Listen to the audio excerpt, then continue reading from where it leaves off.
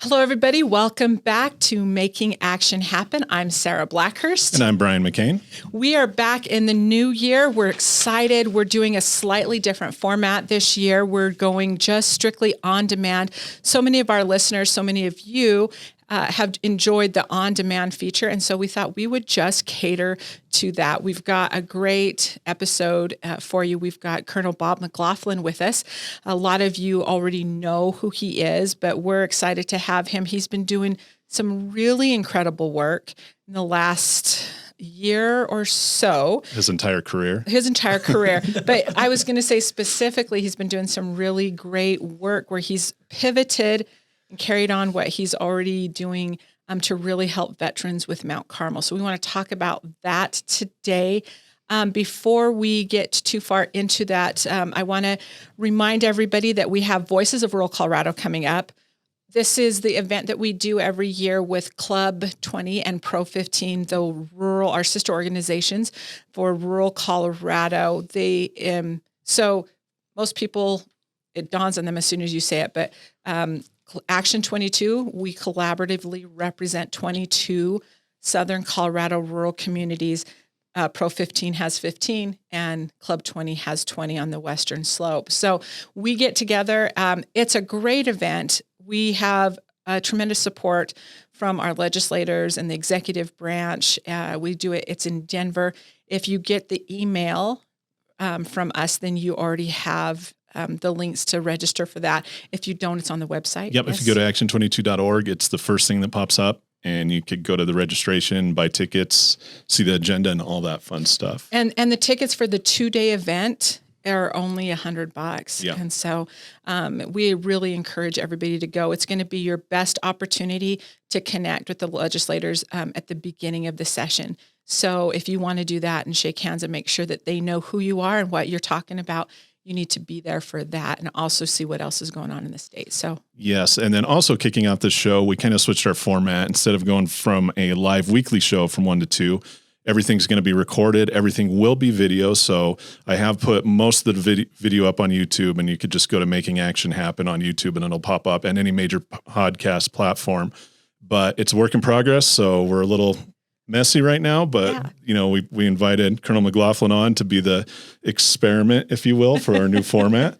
Of course, we have an ugly white wall here, which that will be replaced because I ordered too small of a backdrop, which usually happens when you order off of Amazon without seeing it first. But this is what happens when you're developing a show. But last year, I think this might be our 58th episode.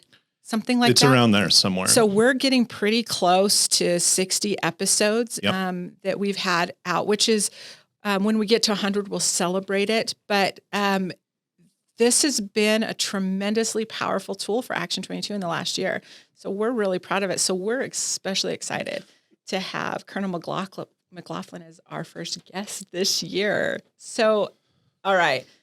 Some people have heard your story. Some people haven't. If you want to get to know him a little bit better, you need to go to our YouTube. He did a beautiful, very moving presentation talk at our annual meeting in October, and that's on YouTube already. Yeah, and it's also on our website. If you go to the tab that says our annual meeting, it has all the presentations there split up for you to watch. But with that, I'll say firsthand, I met Colonel McLaughlin when he was a colonel, still in active duty, a few years ago, and I was doing my political thing. He was doing his Army thing. And then just recently when I came to Action 22 about a year ago, I got a phone call that said we need to meet. And I came up to Mount Carmel, and we've spoke about Mount Carmel on the show many times and what they're doing. But now Bob McLaughlin, Colonel retired, he's kind of spearheading that operation. So why don't you just tell us a little bit about yourself and then how you transitioned to Mount Carmel? Well, thanks, guys. It's a pleasure to be here. I was a career Army officer. I came to Southern Colorado, specifically Fort Carson, in 2009 to serve there as the garrison commander of Fort Carson, which was, basically a life-altering time for me. I'm a native New Englander, and the reason why it's life-altering is, it was over 10 years ago, and I'm still in Colorado, Southern Colorado, Colorado Springs, trying to help veterans.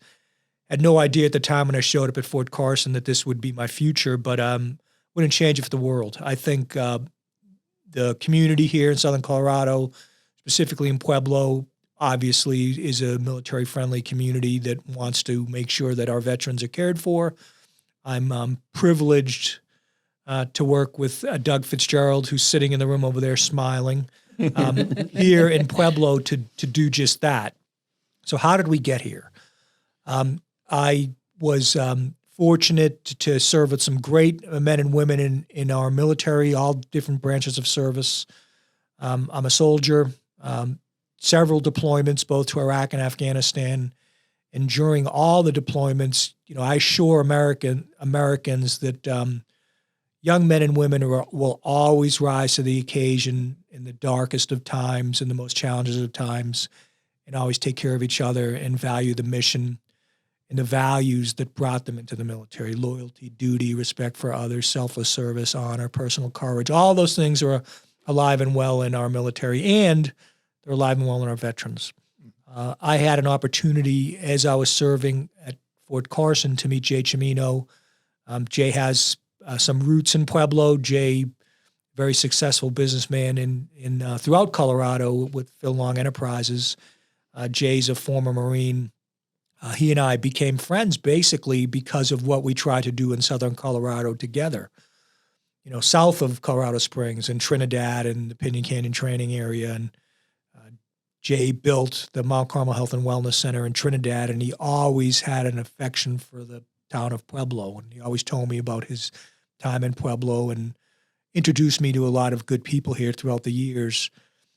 And then when I was about to retire from the military, he came up with the idea that he and I should get together and do something important to help the veterans of Colorado.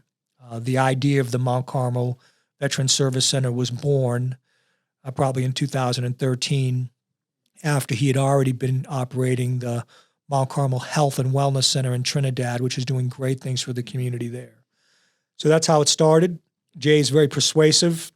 He's a very good Italian fellow. Yes. And basically gave me a deal I couldn't refuse. So I think for such a long time, he's been a tremendous philanthropist, really, for the community. But maybe one of the things that I admire most is he wants that to be impactful. He doesn't just, it's not a throw some money at it or anything like that. He's really very involved with everything that he puts. He doesn't just give it money and bless it and leave it. He really stays focused on it and locked in on making sure that it's a success, doesn't he? Absolutely. As a matter of fact, Jay's a very good businessman, and you would expect that people that are that successful in business talk about money first. I learned very quickly that you never talk about money, sometimes never. You talk about the mission, you talk about the vision, you talk about helping people, and then in the end, if you have a good plan, then you talk about the financial responsibilities supporting that plan. And that's basically how we started the Mount Carmel Veterans Service Center, where it is in Colorado Springs. To date, we've been operating for over 5 years, and it was actually Jay's wisdom that said it's time to spread south and do more good work in Trinidad and Pueblo, and use the ability to expand services to help every veteran and every rural veteran in Southern Colorado. And that's kind of our mission right now. And we want to do it. We're establishing a presence here with this great community. And we're proud to be able to offer services to help people who need a hand up, not a handout.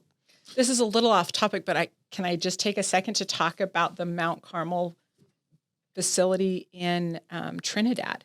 So if you don't know this, or if you haven't been there, take a minute to stop and go over there when you're in Trinidad next time. We really wanted to do something when we were down there for our annual meeting out of there. It just didn't work out, but it's gotten architectural awards. It's just the vision for this was tremendous.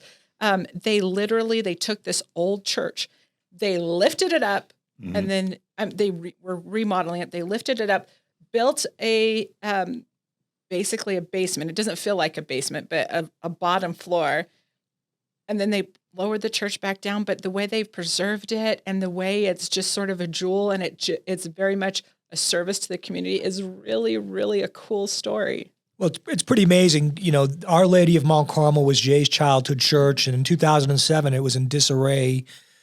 And of course, Jay, being a visionary, saw the church that basically nurtured him as a child in disarray, and of course, he wasn't going to stand for that, so he purchased the church with not a clear understanding of what he wanted to do, but he knew he knew that it would hit him. So he studied the community, understood that healthcare was an issue that needed more support. So he basically, it's a community center and a health and wellness center. They're partnered with Salud there. They're making it easier for the community to get healthcare that they deserve without having to travel far distance. I was just going to say excuse me, to taking care of our veterans and specifically rural Colorado, even Pueblo. Both Doug and I worked in constituent services for years doing this. And one of the biggest complaints is you have these elderly veterans, not retired, they did their 4 years. They're living on a very fixed income. They rely on the VA for health care. And, you could go down to the valley and these guys, they were traveling to Pueblo or even Denver to get the services, even from Pueblo to Denver. And just the small little corner that Mount Carmel has provided in Pueblo, I mean, you're already seeing people walk in the door and helping them out. And I don't know what the numbers are yet, but you just opened and, you've had a dozen or more veterans come in, I believe. So it's a much needed service. I know we rag on Denver a lot and even Colorado Springs to a point, but if you're a veteran in downtown Denver, you're fine. You get on a bus and go to the VA and everything's right there. If you're a veteran in Alamosa or even Pueblo, it's not that easy. So we really appreciate what you're doing down here and helping this community out.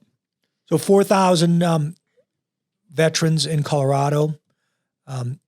In El Paso County, there's about 100,000. In Pueblo County, I think 13,000 plus. Yeah, I would say I put it around 17,000 is what we'll see after the census is finalized. Well, of the 400,000, most of them don't congregate or live or operate in the Denver area. Many of them choose to live in rural Colorado, and it's important that we're able to provide support. If you looked at the top 5 veterans issues, transportation is always, no matter what county you're in, transportation's in the top 2 or 3. Yeah.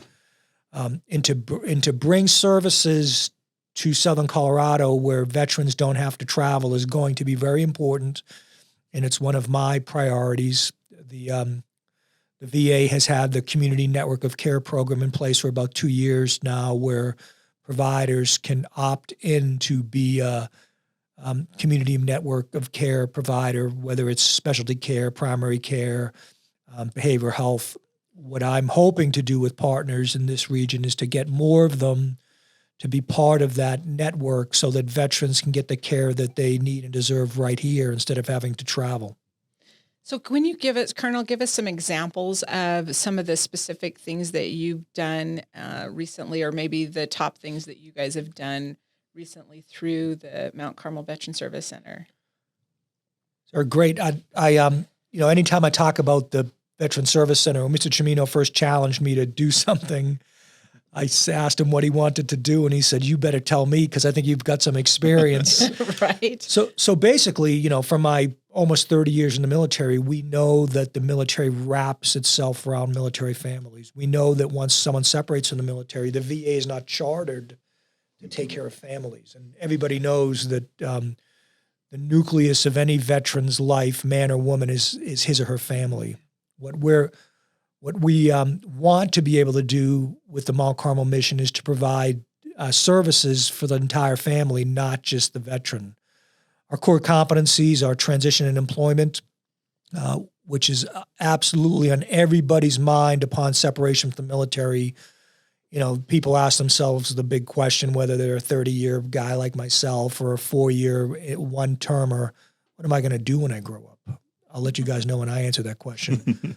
But literally, that's on everybody's mind. When you're in the military, you're singularly focused on a mission with an amazing focus and the resources to do that.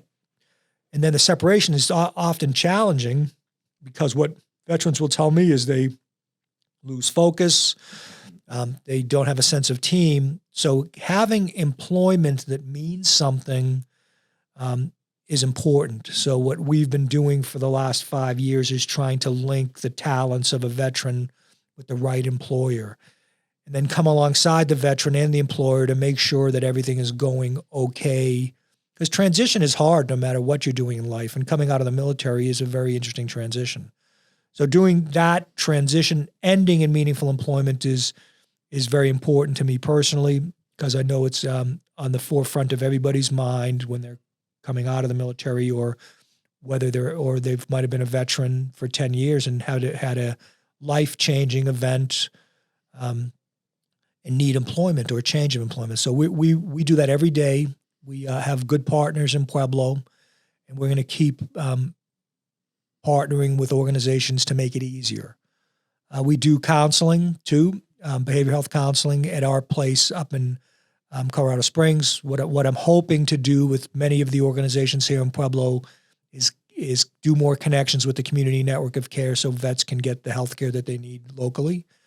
And then we do supportive services, which is a mix of, what people need today to get, their feet underneath them again if they had a tragic event in their life, a loss of job, a loss of a loved one, going through a divorce, moving to a new place. They might need something immediately. We pride ourselves on working with people to give them a hand up. Whatever the immediate need is to get, everybody has bad luck sometimes, and we want to make sure that, especially with those who have served our country, if they need something immediately or a warm embrace in the form of support, we want to be able to provide it for them. One thing that I believe the Colorado Springs facility does is eyeglasses, correct?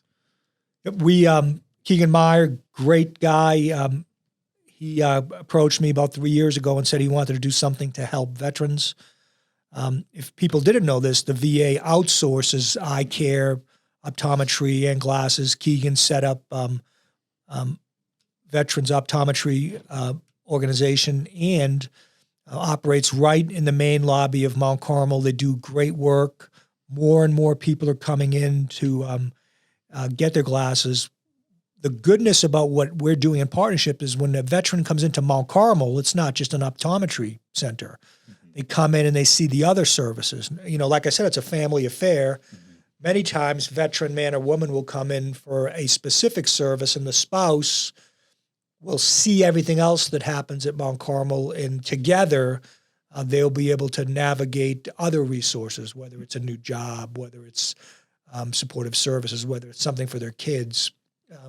To me, it's about family, and that's why we want to do the holistic approach to making sure that families stay strong, which ultimately builds stronger community. Yeah. And, one thing we've brought up on the show many times with veterans that have been on, and even myself, is that mental health care. I think right now, even after this pull out of Afghanistan, Mount Carmel hosted the event with, I think it was Senator Bennett was there to discuss what was going on. And, across the board, I saw it from some of the younger guys. It's like, really? They saw that mess on TV. And that really impacted a lot of these guys, the younger ones specifically, about, you just spent the last 4 or 8 years of your life there, and to watch it just that happen live on TV. That was tough for a lot of people. Well, certainly. And the first thing I remind our veterans is of the positive impact that, if you had a 20-year career and you started in 2001 and retired last year, that's 20 years. Yeah. And 20 years in Afghanistan. And in that 20-year period, Afghan lives were changed for the better. Yes. There's a whole generation of Afghan, specifically women, that have a better chance to do good things. And in many cases, they would have to leave the country to do that, and that's true for many. Mm-hmm. So I always remind veterans, you had a positive impact for 20 years. And in many cases, as a service member, doing the tactical mission, sometimes your day-to-day sacrifices don't align with what the policy decisions are. And we all know that the withdrawal out of the country was not favorable and created a vacuum for the Taliban to come in and take control. Clearly, whatever people heard, there's a Taliban is not our friends, right? You can't be at odds with someone for 20 years and expect them to be cooperative. They might be a friend of convenience, which is exactly the case. So it was hard to watch. Number one, veterans made an impact for those 20 years. Number two is organizations like Mount Carmel are there with counseling to support those in need. And then number three is there's so much work being done to help our allies, right? In this region, we expect about 100 families to relocate near Fort Carson to be with the service members that they served with, literally. So we're working with Lutheran Family Services to make sure that our veteran population is connected to help with resources, translators, people who know the community, to make sure that these families that relocate to this region are welcomed and supported because they did just that for us. 20 years. So when will those families, I'm interested in that part a little bit more, if you'll unpack that. So the families, you say there's going to be 100 or so? And that information was accurate about a month ago. It may be more. Right. But if you didn't know it, for the listeners, Lutheran Family Services has a whole department that deals with refugees. We like to call our Afghan friends allies, not refugees, because we made a promise to them that we would help them. Yeah. So the Lutheran Family Services is in the middle of dealing with resources. I get feedback from them routinely now on who's coming. Not much information right now on exact timing, but what we're trying to do with our partners in the community is, rally resources for people who basically will come with more or less nothing to make sure that we help them. Well, and housing has got to be part of that. I'm sure that there's big concerns about that. Where are these families at right now? Well, they're probably in transition in some of the refugee camps around the world, where that's an initial transition out of Afghanistan to ultimately settle here. And people are all over the map on this. People are like, wait a second, they fought with us. We're going to take care of them. Others will say, we got to take care of ourselves first. So somewhere in the middle is the happy medium. Right. We won't sacrifice helping our veterans because we're helping our Afghan allies. We're going to do both simultaneously. Well, this is just from a non-veteran, but I would think had I been in that situation, I would, and these were definitely your allies. You want to see them taken care of as well. I know, I was speaking with a friend of mine who served very briefly there, but came back, and the frustration that they had that it wasn't moving quickly. It wasn't moving as quickly as he thought it should, that he was desperately worried about somebody that they'd worked with, in that brief time. I mean, there's a whole lot of frustration and angst and maybe I'm wrong, but on the part of, from what I've heard from a part of the veteran community on this issue in particular. And I don't know if I'm really in the position to weigh in on it. I'm not a veteran. I didn't work with these people. Maybe we should be listening to the veterans on what should be happening on that. Well, I'll tell you this from my experiences. But my last tour was in Afghanistan in 12 and 13, and I mainly dealt with U.S. resourcing. I was out and around several of the base camps and cities. I befriended several people in the political arena, but my experience on the battlefield comes in Iraq, where I lived or died with my Afghan allies. My Iraqi allies, whether they were Iraqi army, Iraqi police, Iraqi politicians. I mean, they became like family to me. Now, I know how people in Afghanistan feel because I was there in 06 and 07, and when we left, I would tell you probably about a dozen of, I would say, my good friends were executed by ISIS.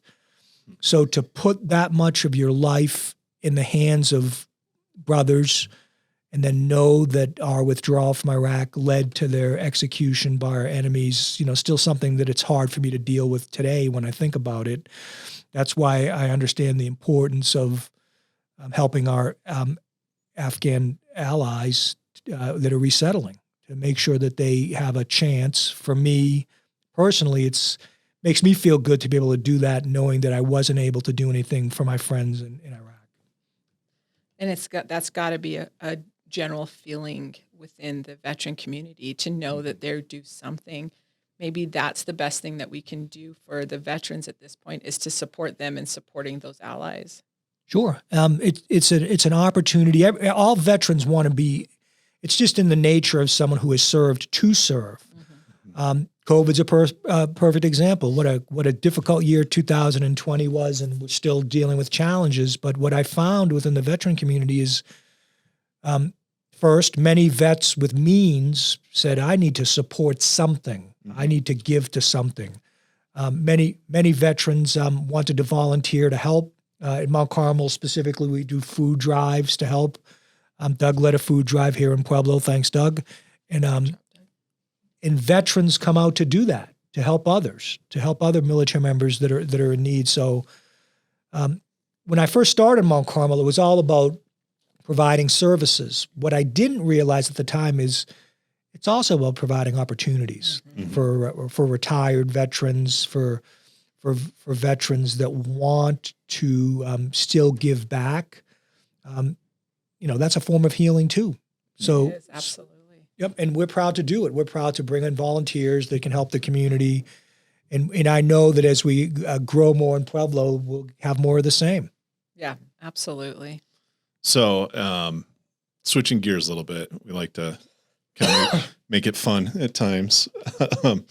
One thing that Sarah always says is like, tell me a good story, or tell me a funny story, or a heartwarming story. So we'd like to hear a good story from you. Oh my God! Specifically when you served. Oh, there's so many opportunities within my career where I've been touched by people who want to help, whether it was on the battlefield or whether it's as the garrison commander of Fort Carson. I think I had an opportunity to serve with the Marine Corps for 3 years at Camp Lejeune from 2002 to 2005, and I had an opportunity to be involved in their action in the Lombard province, both in Fallujah and Ramadi. And that's the first time I got to see the impact on young Iraqis that might have been going to college that wanted to be interpreters. You can imagine the sacrifice. At the time, the Lombard province area was probably considered the dangerous place on earth. And they wanted to help, and they would come into our base camp to do radio shows, to inform the people of good things that were happening and get rid of the propaganda.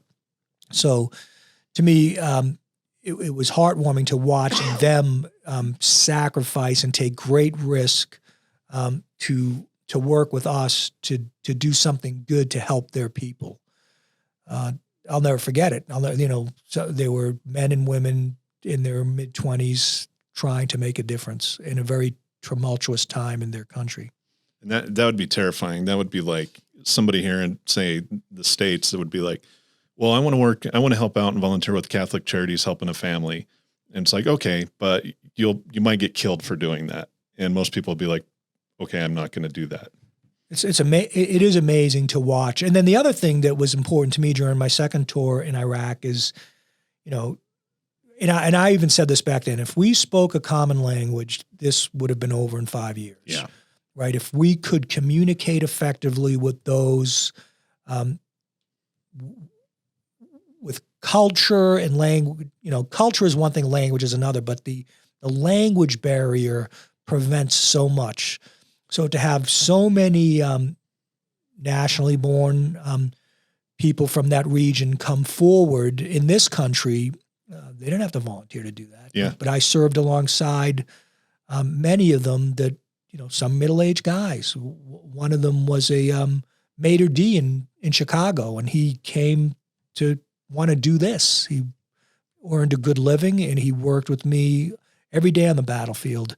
Another one was of Shia descent, and same thing. The other thing I didn't realize is culturally, because I didn't know the language, they based on their religious affiliation, they would be threatened by the other party when they were with us.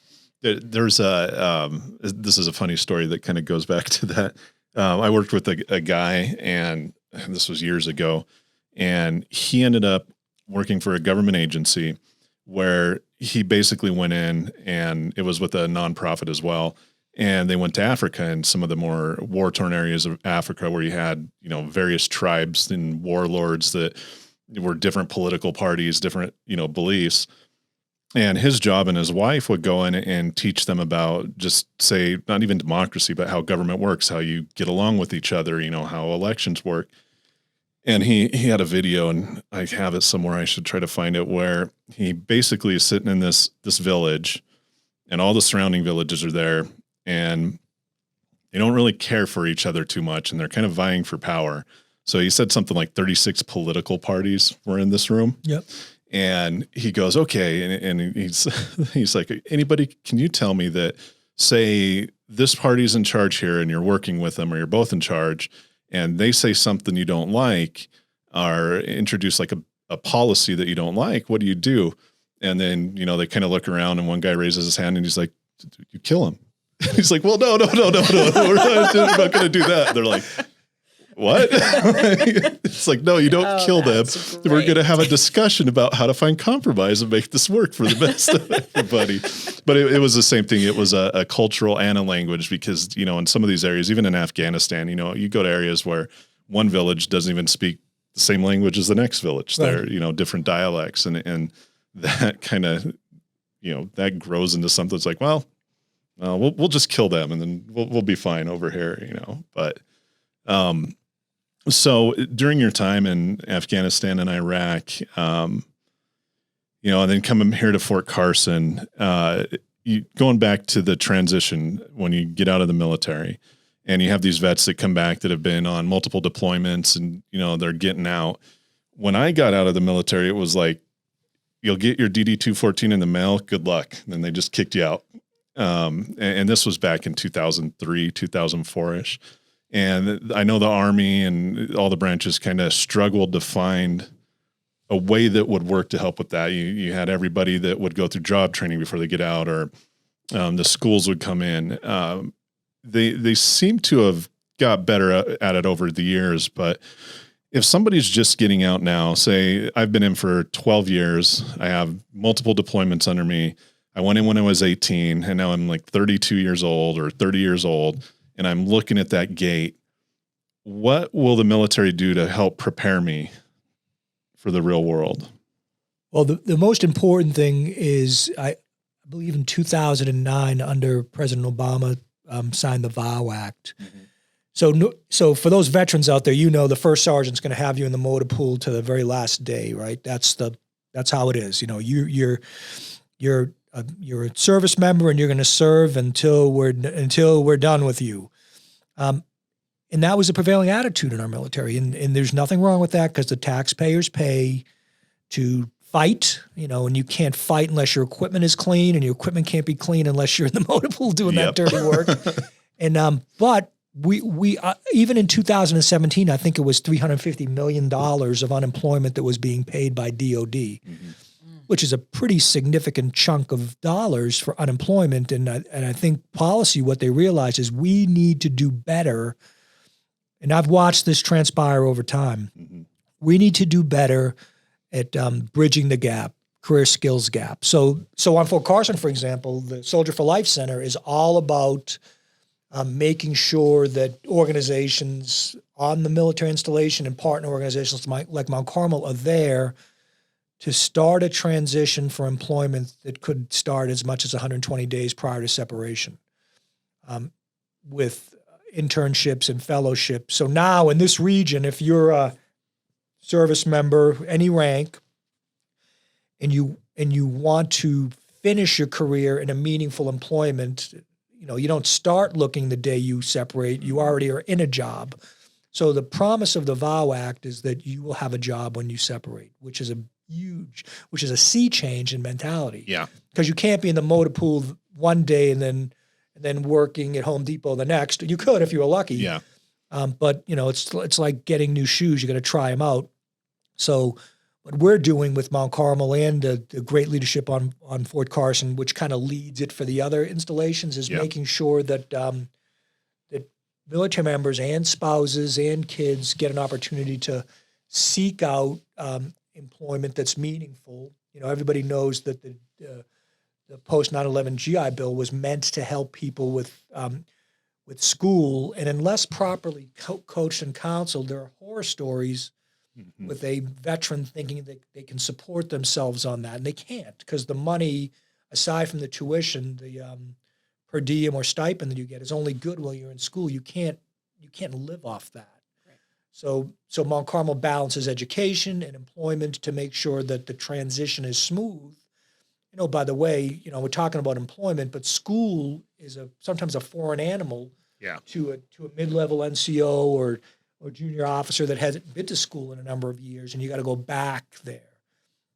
We're committed at Mount Carmel to make sure. That was one of the very first things I did, was partner with colleges and universities to make sure that they came alongside the vet to coach them, with counselors. And all the schools in Pueblo and Colorado Springs and all over the state have specific military departments. I know most of the leaders that are in those departments, to make it easier for the vets to sustain the grades, get the counseling, get the tutoring, so it results in a degree. Yeah, and that's tough too. As you said, just junior NCO or even enlisted with even 4 years in, you go back to school and you're with a bunch of 18-year-olds that you're looking at these guys and you're like, you're all morons. Sometimes that's the thing. And I'll speak from experience. When I was a young lad, I'm an ROTC graduate, I was not a very good student. I valued a lot of things. I valued the classroom, but I didn't have I don't know if I was maturity, but it just wasn't one of my strengths. Yeah. So personally, when I was in the military for about 10 years, I went back to get a master's. And because of the skills that I learned in the military, plus my wonderful wife, Cindy, I got a 4.0 in my master's, because I had what are the skills that you learn in the military? It's all about leadership, but it's about time management. It's about understanding how to approach problems. And frankly, academia is nothing but solving a problem, right? Mm-hmm. So I'm just speaking from personal experience. I learned or matured academically tremendously from the time I was an undergrad to the time I got my master's, which was separated by about 9 years. Wow.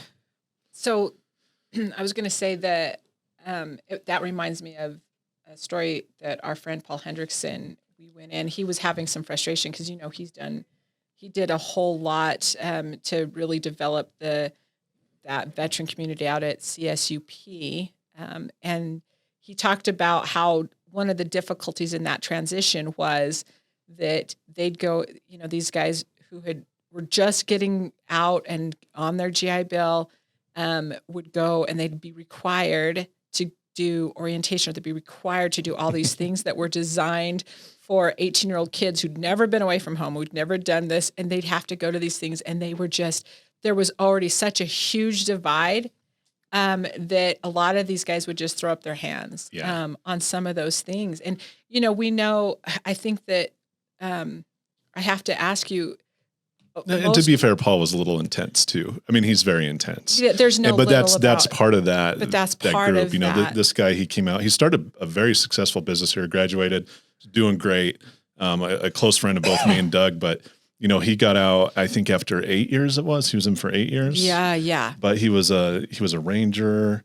Sniper qualified. All this stuff. Super he was like a proud door kicker. Yeah. And then he goes from that.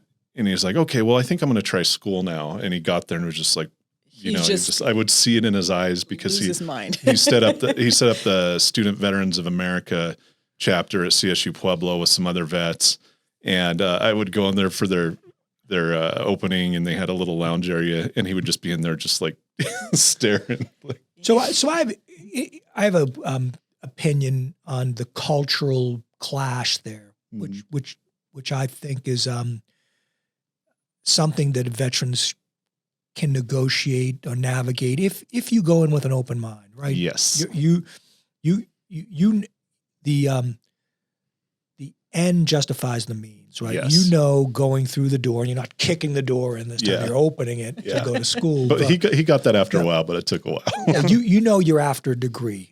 And everyone else there, whether they're fresh out of high school or they're a middle-aged person going to night school, everybody's after a degree. And that common bond, which I experienced in my master's program, I was probably 8 to 10 years older than several of the other students, but we all had a common goal. We had to work together. You know, in many cases in school, you got to work as a team. It's not just all individual stuff, but you know, most of the veterans had worked in teams with NATO allies, with allies in general. So they were, you know, skilled in taking someone from a different culture and working with them. That's a culture. Going to a university or college with a young man or woman is a different culture. So the skills that you learn in the military should transfer pretty nicely to understanding here's the problem set. The problem set is I need a degree. This kid, man or woman, is a genius, 18, 19 years old. I'm going to leverage that kid. And, you know, by the way, I might be able to impart some of my wisdom. So if you go into it with that attitude that everyone's in it together, it's not a dangerous environment. I don't think it is. It shouldn't be. Academics, unless you're a knucklehead. And then the other thing is there's always resources to help. Just like in the military, when you have to attack a problem literally, whether it's the enemy or an obstacle, you got to bring resources to the problem.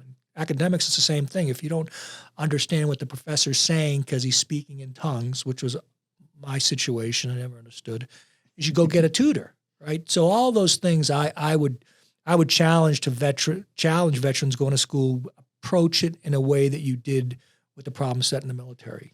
So we're going to take that clip and give it to the schools to show any veteran coming in and transition to it, because you're completely right. And Paul got it after a while, but again, what Sarah said, sometimes some of these veterans get a little too defensive and hard-headed on it that they just give up. And there's other frustrations. It's way better now, but back in the day, it was like my GI Bill didn't come through. What's going wrong? It's like, oh, the paperwork's stuck in St. Louis or wherever it was at. And, that was an issue that we ran into, and it was frustrating for him, but we were able to fix a lot of it, but it seems to be a bit smoother now. Well, take the schools that we're partnered with, UCCS, CSU Pueblo, Pueblo Community College, Pikes Peak Community College. Every one of those institutions has what started 10 years ago, a very good veteran center or community. We do outreach to those centers. Some of them come to Mount Carmel so we can talk to them about their resources are. What's the difference between an 18-year-old kid coming out of high school and a 26-year-old veteran? The 18-year-old kid normally doesn't have a family. A 26-year-old veteran may have 1 or 2 kids, spouse they got to take care of. So their mindset is, I don't just have to go to school, but I got to put food on the table too. Yeah. So that's why having those like-minded centers is important, so you can live a balance. Yeah. Well, and veterans are always so great about asking for help. Yeah, they are. They are. And they realize now, and there is a network of support out there for you, whether it's academic, with the veterans issues, mental health, what Mount Carmel's doing. Every school, every college, they want you to succeed. And if you're having trouble, there is a resource there for you no matter what it is. And they will work with you and they will help you. And they will go out of their way to help you with this. And when you reach out for help, you're actually doing more than just for yourself. You're helping train and develop skills and know what to do for the next veteran that comes and asks for help. Okay, so what's next for Mount Carmel? Well, what has COVID taught us, right? The challenges of social distancing. Everyone in our country knew that telemedicine was in the works, and the 2020 forced our nation to do that, to be able to connect remotely to people. Zoom, Teams. We at Mount Carmel, when it comes to services, learned that you don't necessarily have to be there in person to connect with somebody. So we've expanded our reach, which is great. But on the flip side, we know that most of our veteran population wants face-to-face. So we've balanced that. I would tell you, going to the future, we're going to leverage the ability to reach with technology to get someone connected. We know in this region, whether you're in Pueblo, Colorado Springs, Trinidad, Walsenburg, housing is an issue. Homelessness is a problem. We want to continue to work with the great organizations out there that try to help with transitional housing, supportive housing, permanent supportive housing, to make sure that everyone has an option to go through the spectrum of, I might be homeless one day. And I've seen it firsthand where we've taken people from homelessness to home ownership in a year. Wow. Pretty amazing. That's amazing. Pretty unbelievable. But you got to be able to get the support. And I would tell any veteran out there, everybody who joined the military succeeded in something, right? They'd had it in them. The first thing they succeeded in is having the fortitude to volunteer. I'm going to do something, especially post 9/11, where they knew 90% of them were going to go into harm's way. So for Americans to be able to not just volunteer to serve, but volunteer to serve and know that they were going to serve their country in harm's way, there's something in their soul that's pretty strong. They may have had a hiccup in life that put them in a downward spiral. Mount Carmel is there to make sure that if they're going into some bad luck, that we can pick them up because we know what they once were. Yeah. So moving forward, we want to be able to do more connections, make sure that more community partners know that we can support someone that might be on the verge of some at-risk behavior. So in closing here, if somebody wants to learn more about Mount Carmel, what you do, or even support you in any way, where can they go online? Well, our web is veteranscenter.org. That's veteranscenter.org to get information. We love when people call 772-7000 to at least that's 719-772-7000. We're at St. Mary Corwin Hospital here, where Doug's manning the office to get assistance as needed. And then, come and visit or call and then make an appointment, and then we will provide resources. It's just about asking. I've been at it for 5 years. There's not too many problems we haven't faced that we can help with. And I think you have coffee in each of your facilities too. So come have a cup of coffee. Absolutely. And me being a soldier, abides by the Army standard, extra thick. Yep. I just call it veteran coffee. I was in the Air Force, so we had cappuccinos. That's why you're so smart. Now he has oat milk. Well, we appreciate you coming down here and jumping Brian, on the show. Really quick before we end, Colonel, would you give a shout out? You have so many partners in this endeavor. Would you just give a shout out to your partners in all of this, knowing that there might be one or two that you forget, but we'll make sure to carry that on. But just give a shout out to them. So whether you're in the healthcare industry in the region, or you're in academia here, or you're just supporting veterans through a nonprofit, Doug and I appreciate the partnership and the willingness of everyone we come into contact with in this community to be curious and to want to do more to help veterans. My hope, as is Doug's hope, is that we can be part of the solution with what we've learned at Mount Carmel. So I just want to thank anyone out there that's been a partner of ours to date, and then encourage anybody who's curious about what we're doing to connect with us to see what, there's like in the military, security in numbers. There's more to be done when you come together. So that's a core tenet of what we do, is do it with partners. Good. Right. All right. Well, thanks for coming on. And again, if anybody has any questions, email us at show@action22.org. If you want more information on Mount Carmel, you can visit their website, veteranscenter.org, or you can contact me again at the same email, show@action22.org, and we'll make that happen. If anybody who's interested in partnering with Mount Carmel, please give me or Sarah an email, and we'll make that happen. So. Absolutely. And if you aren't a member of Action 22 yet, what's the holdup? You need to be a part of our coalition, our group that is working with so many people around the state of Colorado, and you are going to automatically increase your influence just by being a member of Action 22. So reach out to us, and we'll tell you how to get that done. So thanks for joining us. We'll have more shows coming up. We've got lots of things happening, but just engage with us, and we will get you to the people that you need to get to. Thanks for joining us. Thank you.